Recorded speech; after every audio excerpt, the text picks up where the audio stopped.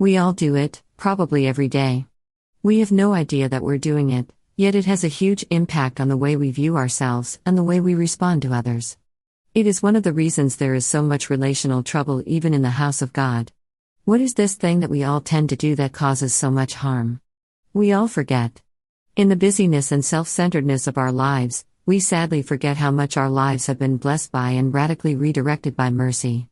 The fact that God has blessed us with His favor when we deserved His wrath fades from our memories like a song whose lyrics we once knew but now cannot recall. The reality that on every morning brand new mercy greets us is not the thing that grips our minds as we frenetically prepare for our day. When we lay our exhausted heads down at the end of the day for much needed sleep, we often fail to look back on the many mercies that drip from God's hands onto our little lives. We don't often take time to sit and meditate on what our lives would have been like if the mercy of the Redeemer had not been written into our personal stories. Sadly, we all tend to be way too mercy forgetful.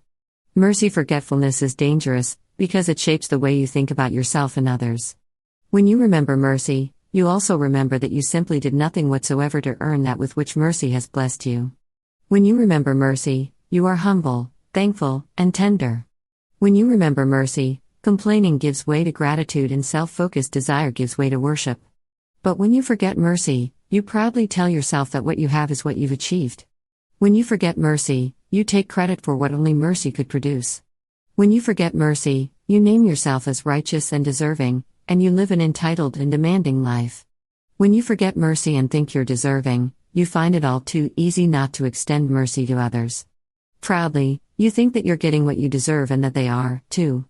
Your proud heart is not tender, so it is not easily moved by the sorry plight of others. You forget that you are more like than unlike your needy brother, failing to acknowledge that neither of you stands before God as deserving. Humility is the soil in which mercy for others grows. Gratitude for mercy given is what motivates mercy extended. Paul says, "Be kind to one another, tender-hearted, forgiving one another, as God in Christ forgave you." Ephesians 4:32. Instead, be kind to each other, tender-hearted, forgiving one another, just as God through Christ has forgiven you.